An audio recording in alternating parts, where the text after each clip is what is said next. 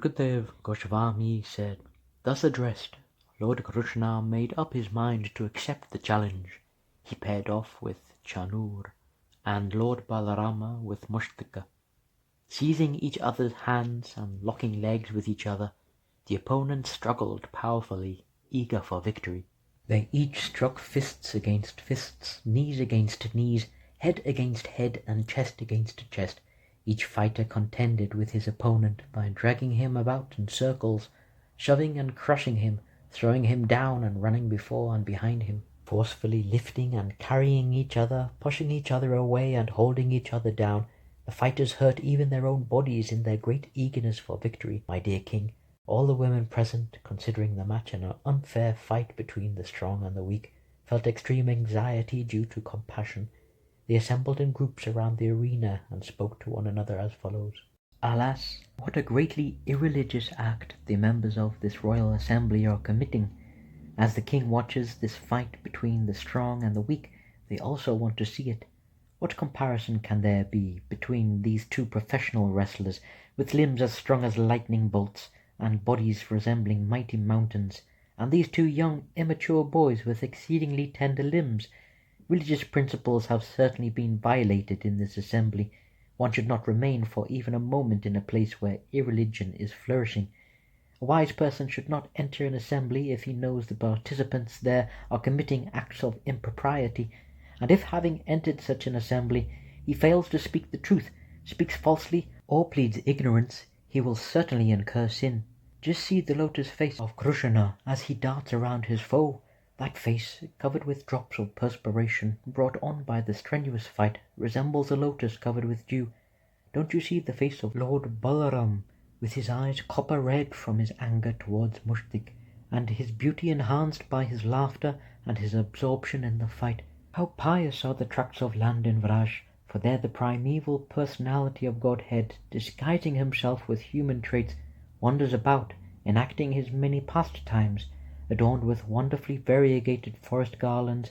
He whose feet are worshipped by Lord Shiva and Goddess Rama vibrates his flute as he tends the cows in the company of Balaram. What austerities must the gopis have performed! With their eyes they always drink the nectar of Lord Krishna's form, which is the essence of loveliness and is not to be equalled or surpassed.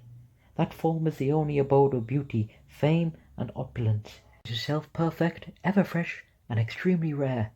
The ladies of Vraj are the most fortunate of women, because with their minds fully attached to Krishna and their throats always choked up with tears, they constantly sing about him while milking the cows, winnowing grain, churning butter, gathering cow dung for fuel, riding on swings, taking care of their crying babies, sprinkling the ground with water, cleaning their houses, and so on. By their exalted Krishna consciousness, they automatically acquire all desirable things. When the gopis hear Krishna playing his flute as he leaves Vraj in the morning with his cows, or returns with them at sunset, the young girls quickly come out of their houses to see him. They must have performed many pious activities to be able to see him as he walks on the road, his smiling face mercifully glancing upon them. As the women spoke thus, O hero of the Bharatas, Lord Krishna, the master of all mystic power, made up his mind to kill his opponent, out of affection for the two lords. Their parents became overwhelmed with sorrow when they heard the women's fearful statements. They grieved, not knowing their son's strength. Lord Balaram and Muştika, expertly displaying numerous wrestling techniques, battled each other in the same way that Lord Krishna and his opponents did. The harsh blows from the Supreme Lord's limbs fell like crushing lightning bolts upon Cānūra, breaking every part of his body and causing him more and more pain and fatigue.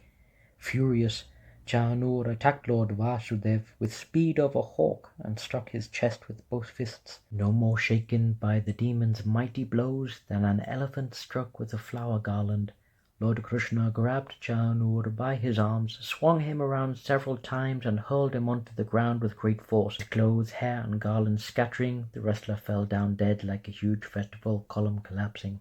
Similarly, Muştika struck Lord Balabhadra with his fist and was slain, receiving a violent blow from the mighty lord's palm. The demon trembled all over in great pain, vomited blood, then fell lifeless onto the ground like a tree blown down by the wind. Confronted next by wrestler Kūta, Lord Balaram, the best of fighters, playfully and nonchalantly killed him with his left fist, O king. Then Krishna kicked in Śala's head and tore Tośala in half, and both wrestlers fell down dead. Cānūra Muştika, Kūta, Śala and Tośala having been killed, the remaining wrestlers all fled for their lives. Krishna and Balarama then called their young cowherd boyfriends to join them, and in their company the lords danced about and sported, their ankle bells resounding as musical instruments played. Everyone except Kamsa rejoiced at the wonderful feat Krishna and Balaram had performed. The exalted Brahmanas and great saints exclaimed, "Excellent, excellent!"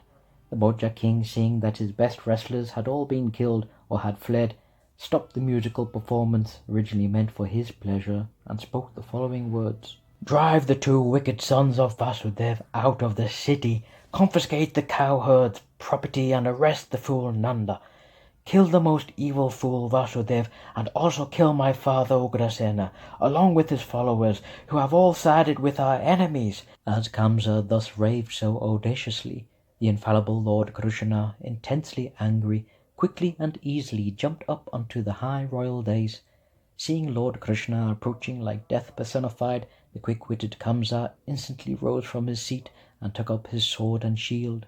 Sword in hand, Kamsa moved quickly from side to side like a hawk in the sky, but Lord Krishna, whose fearsome strength is irresistible, powerfully seized the demon just as the son of Tarsya might capture a snake. Knocking off his crown and grabbing Kamsa by the hair, the lotus-naveled lord threw him off the elevated dais onto the wrestling mat.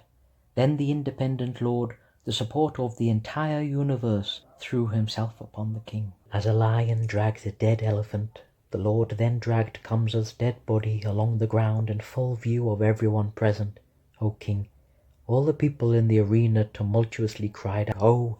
Oh!" Kamsa had always been disturbed by the thought that the Supreme Lord was to kill him. Therefore, when drinking, eating, moving about, sleeping, or simply breathing, the king had always seen the Lord before him with the disc weapon in his hand. Thus Kamsa achieved the rare boon of attaining a form like the Lord's. Kamsa's 8 younger brothers, led by Kanka, Nyagrodaka, then attacked the Lord in a rage, seeking to avenge their brother's death. As they ran swiftly towards the 2 lords, ready to strike, the son of Rohini slew them with his club, just as a lion easily kills other animals. Kettle drums resounded in the sky as Brahma, Shiva, and other devas, the Lord's expansions, rained down flowers upon him with pleasure. They chanted his praises, and their wives danced. My dear king, the wives of Kamsa and his brothers, aggrieved by the death of their well-wishing husbands, came forward with tearful eyes, beating their heads. Embracing their husbands, who lay on a hero's final bed, the sorrowful women loudly lamented while shedding constant tears, and cried out, "Alas, O master, O dear one, between the strong of religious principles, extreme anxiety, O kind and compassionate protector of the shelterless, by your being slain, we have also been slain, together with your household and offspring. O great hero among men, bereft of you, its master, this city has lost its beauty, just as we have, and all festivity and good fortune with it have come to an end. O dear one, you have been brought to this state because of the terrible violence you committed against innocent creatures. How can one who harms others attain happiness? Lord Krishna causes the appearance and disappearance of all beings in this world, and he is their maintainer as well.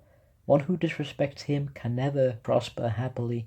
Sukadev Goswami said, after consoling the royal ladies, Lord Krishna, sustainer of all the worlds, arranged for the prescribed funeral rites to be performed. Then Krishna and Balarama released their mother and father from bondage and offered obeisances to them, touching their feet with their heads. Devaki and Vasudeva, now knowing Krishna and Balarama to be the lords of the universe, simply stood with joined palms. Being apprehensive, they did not embrace their sons. Like and subscribe if you want more. Any comments are welcome.